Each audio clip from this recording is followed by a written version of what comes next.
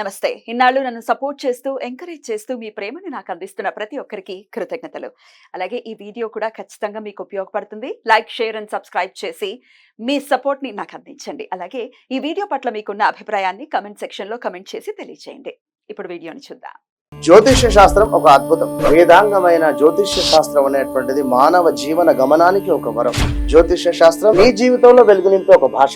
ఆ భాష నీకు అర్థమైతే ప్రకృతి నీతో మాట్లాడుతుంది. అస్ట్రాలజీ నేర్చుకోవాలి అనుకునే వారికి అద్భుత అవకాశం. మురళీధర శర్మ గారి అస్ట్రాలజీ క్లాసెస్ అతి త్వరలో మొదలు కాబోతున్నాయి. 100% జాబ్ గ్యారంటీ. వివరాల కొరకు సంప్రదించండి.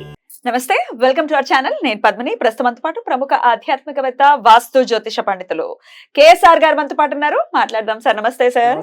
సార్, అత్యంత చాలా చాలా బాగా సాగింది ఈ శ్రావణ మాసం అని ఖచ్చితంగా చెప్పుకోవచ్చు సార్. అంటే అంటే అంత మంచి మంచి తిథులు, మంచి మంచి డేస్ లో మంచి మంచి కాంబినేషన్స్ తో వచ్చాయని ఖచ్చితంగా చెప్పుకోవచ్చు.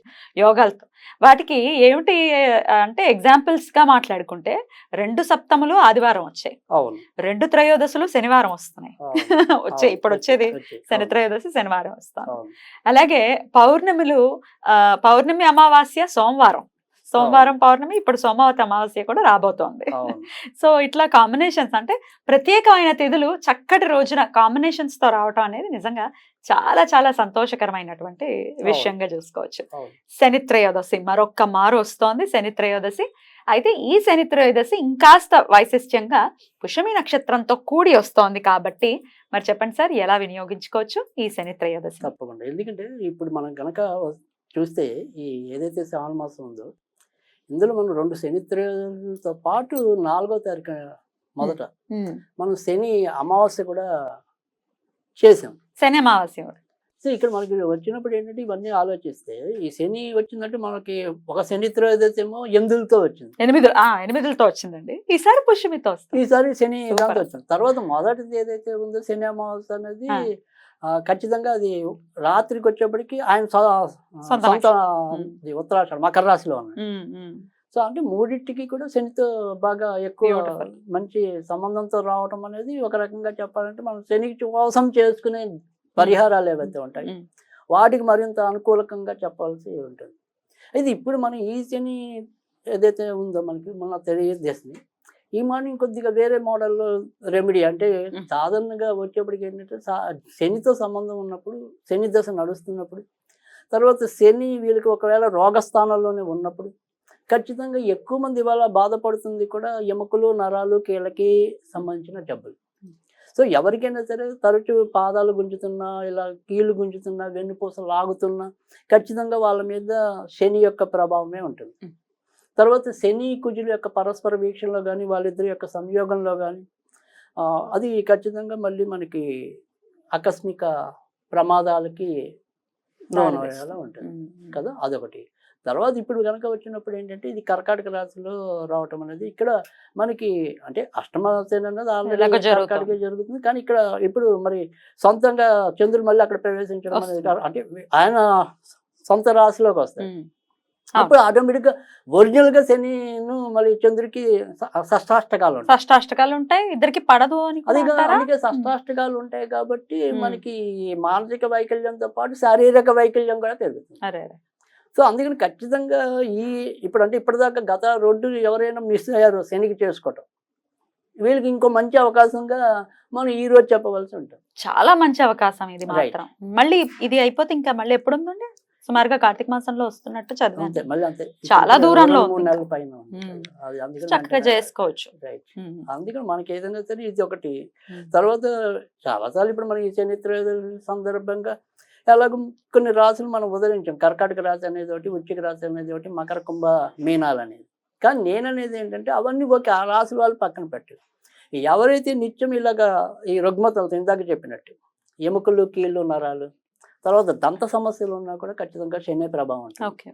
వాళ్ళు కూడా చేసుకోవాలి. ఏమంటే మాకు ఏలినట్టు శని లేదు, శనికి సంబంధించింది ఏం లేదు అనడానికి కుదరదు.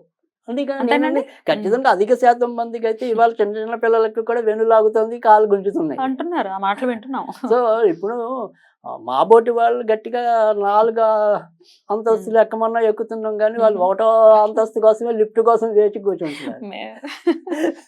సో అంటే అలా ఇట్టి శారీరక పరిశ్రమకి అలసిపోతున్న జనరేషన్ ఇది. Correct correct sir. సో అందుకని ఖచ్చితంగా నేను అనేది ఏంటంటే మీరు గతం చేసింది వేరు, ఇప్పుడు ఆరోగ్యము దీనికోసం ఎక్కువ శ్రద్ధ తీసుకోండి అంటున్నా.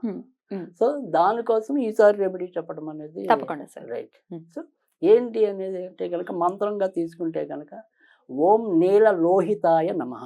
నీల లోహితాయ నమః. బా పేరు ఎంత బాగుంది. శివుడికి శనికి కాంబినేషన్ అది. సో అందుకని దాన్ని నీల లోహితాయ నమః అనాలి. సో మరి శివుడిని కూడా మనం ఆయనకి ఏమంటాం శని కంట్రోల్ చేసే వాళ్ళు ఆంజనేయుడు మనకి శివుడే ప్రముఖ పాత్ర వహిస్తారు. సరే కొన్ని కాంబినేషన్లో వెంకటేశ్వర స్వామి అనేది ఉంటుంది, అయ్యప్ప స్వామి అనేది కూడా ఉంటుంది. అవి ఎప్పుడైనా ఇంకో సందర్భం వచ్చినప్పుడు నేను చెప్తాను. తప్పకుండా. బట్ ఎక్కువ శాతం ఫాలో అవ్వాల్సింది అయితే మాత్రం శివుడును ఆంజనేయుడు. సో ఈ నీళ్ళలోహిత నమః అనేది శివుడి నుంచి పుట్టింది. సో ఖచ్చితంగా ఇది ఎవరైనా సరే వాళ్ళ శక్తి అనుసారం అనేది నీళ్ళలోహిత నమః నీళ్ళలోహిత నమః అనేది ఇది ఎలా చేయాలి. ఇంటూ శివుడి పొట్టు అంటే ఎలాగో శనిది ఉండదు కాబట్టి శివుడి పొట్టు అనేది పెట్టండి. ఇప్పుడు మనం ఎలాగైతే ఈ శ్రావణ మాసంలో బియ్య పిండితో జ్యోతులు వెలిగిస్తాము, తెల్ల నువ్వుల పొడి అనేది దాంతో మనం దీపం ఏమంటాం జ్యోతిలాగా తయారు చేయాలి. ఎలా అయితే చనివిడికి మనం చేస్తామో సేమ్ అదే అలాగే. కొద్దిగా మనం చేస్తే మెత్తపడుతుంది. ఆ నువ్వుల్ని మిక్సీలో వేసేసి చేసుకోవచ్చా అండి పిండి ఇప్పుడు మనం చాలా మంది ఇప్పుడు నువ్వు పొడి చేసే వాళ్ళు కూడా ఉంటారు. కొంతమంది ఆడవాళ్ళకి అది బాగా ఇష్టంగా తింటాం అనేది కూడా ఉంటుంది. సో ఆ నువ్వు పొడి అనేది ఇంకా కొద్దిగా ఏమంటాం మెరక ఉండొచ్చు, ఇది ఇంకొద్దిగా స్మూత్ గా పడతాం. స్మూత్ గా ఉన్నా కూడా ప్రమిద అవుతుంది. ఆ ప్రమిదలు అది వాళ్ళ ఇష్టం, వాళ్ళ ప్రమిదికి వీలుగా చేసుకోవటం అంతవరకు. ఓకే. సో అలా 8 పెట్టాలి. 8 ప్రమిదలు చేసుకుని అది. సో 8లో 8 ఒత్తులు వెలిగించాలి. ఒక్కో దాంట్లో 8 ఒక్కొక్క దాంట్లో ఒకటే మొత్తం 8 ఒత్తులు అయిపోతాయి. ఓకే. అది లేదు ఇంకా వాళ్ళ ఓపిక ఉందంటే ఇదే 8లో మనం 19 ఒత్తులు పెట్టడం. అంటే ఆయన సంవత్సరాలు 19 కదా. సో ఆ 8ని 19 ఒత్తులు ఇవి 8లో సర్దాలి. అలా చేసుకోవచ్చా? అంతే. 3 దాంట్లో 2 దాంట్లో అది వాళ్ళ ఇష్టం, వాళ్ళ వీలుని బట్టి మొత్తం సంఖ్య అయితే 19 ఉండాలి. రైట్. సో లేదా 8 ఉండాలి, ఒక్కొక్క దాంట్లో ఒక్కొక్కటి. ఇది సింపుల్ చాలా. సో అలా చేసి ఆ రోజు మనం ఏదైతే మరి శివుడికి దగ్గర కూర్చుని సాధారణంగా నేను చెప్పేది ఏంటంటే ఎప్పుడైనా సరే శివుడికి చేసేది కానీ తర్వాత శనికి చేసేది కానీ ఇలా తామస దేవతలకు ఎప్పుడైనా సరే సాయంకాలం అయితే కనుక మరింత శీఘ్రంగా ఫలించడానికి ఉంటుంది. ఓకే. సో అలాగ పొద్దున కుదరని వాళ్ళు సాయంకాలం, ఒకవేళ పొద్దున కుదిరితే ఓకే చేసుకోండి. అంటే మాకు సాయంత్రం కుదరదు, మాకు డ్యూటీ ఇప్పుడు కొంతమందికి రకరకాల షిఫ్ట్లు ఉంటాయి కదా. 2 నుంచి అర్ధరాత్రి దాకా పనిచేసేవాడు ఒకడు ఉంటాడు, అర్ధరాత్రి నుంచి పగల దాకా చేసేవాడు ఒకడు ఉంటాడు, ఇలా 3 రకాల షిఫ్ట్లు ఉంటాయి. సో అందుకని ఏ షిఫ్ట్లో వాళ్ళకి వీలుగా చేయడం అనేది ఇంకొద్దిగా ఇంపార్టెంట్. ఈ చేసే దాంట్లో ఇంకా ప్రాధాన్యత కావాలంటే కూడా ప్రదోష సమయం ఈవినింగ్ 6 o'clock. రైట్. అది వాళ్ళ ఇష్టం. ఇంకా ఇందులో ఏదో ఒక ప్రొసీజర్ అయితే ఖచ్చితంగా చేయండి. చేసి ఈ రకంగా దీపాలు పెట్టండి. ఈ దీపాలు పెట్టాక మరి శివుడికి ఏమి నివేదన చేయాలి. సో శివుడికి ఏం నివేదన చేయాలి అంటే కనుక దొరికితే సపోటా పళ్ళు నివేదన చేయండి. ఒకవేళ దొరక్కపోతే అంటే సపోటాలు మరి కొన్ని ప్రాంతాల్లో దొరకచ్చు, కొన్ని ప్రాంతాల్లో దొరక్కపోవచ్చు. మనకు ఆల్మోస్ట్ అలా హైదరాబాద్లో అంటే ఏ సీజన్లో అయినా అన్నీ దొరుకుతాయి. కానీ అలా అందరికీ దొరకకపోవచ్చు. ఒకవేళ దొరకకపోతే మా ప్రశ్న ఏంటి అంటారు కదా. సో అలాంటి వాళ్ళు ఏం చేయాలి అంటే కనుక ఖచ్చితంగా చిమ్మిలు ఉండే నివేదన చేయాలి. సో అవి 8 ఉండలు చేయాలి. తర్వాత ఈ ఉండలు ఏం చేయాలి అంటారు మళ్ళీ. తినాలి లేదా చిమ్మిలి ఉండలు తినడం అనేది కొంతమందికి ఇష్టం ఉండొచ్చు, కొంతమందికి ఇష్టం ఉండకపోవచ్చు. కానీ బాగుంటుంది, ఖచ్చితంగా తినండి. కానీ ఒక వండ మాత్రం ఏదైనా చీమలు తిరిగే చోట కానీ చెట్ల దగ్గర మటుకు ఒకటి పెట్టండి, మిగతా 7 మాత్రం వీలే తినండి. ఇంటి సభ్యులందరూ తినచ్చు. ఎందుకంటే అసలు మనం చేస్తుందే ఇంటి సభ్యులు ఎవరికైతే ఇలాంటి బాధలు ఉన్నాయో వాళ్ళ కోసం మనం చేస్తున్నాం. ఇది మంత్రం కూడా చాలా ఈజీ. ఓం నీళ్ళలోహిత అన్నది చాలా ఈజీ. 108 సార్లు చేసుకోవాలి అంతే. అది అయిపోయాక ఒకవేళ ఇన్ కేసు మనకి ఎప్పటిలాగా చెప్పాలి స్విచ్ వర్డ్ కావాలి, ఇవన్నీ చేయలేము అనుకుంటే వాళ్ళకి bone set SET bone set bone.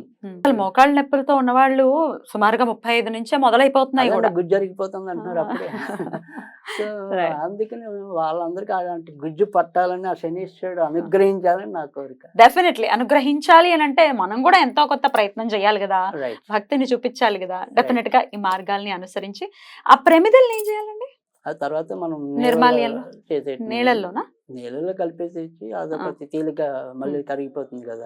అసలు అదే నీళ్ళని మళ్ళీ చెట్లకు పోస్తే మంచిది అని. ఓకే, అదే ఒక నీళ్ళలో వేసి కరిగిపోయిన తర్వాత చెట్లకు పోసేయచ్చు. పోస్తే మంచిది అని. Okay, right. అద్భుతం అండి, చాలా బ్యూటిఫుల్ గా ఎక్స్ప్లెయిన్ చేశారు. కృతజ్ఞతలండి, నమస్కారం.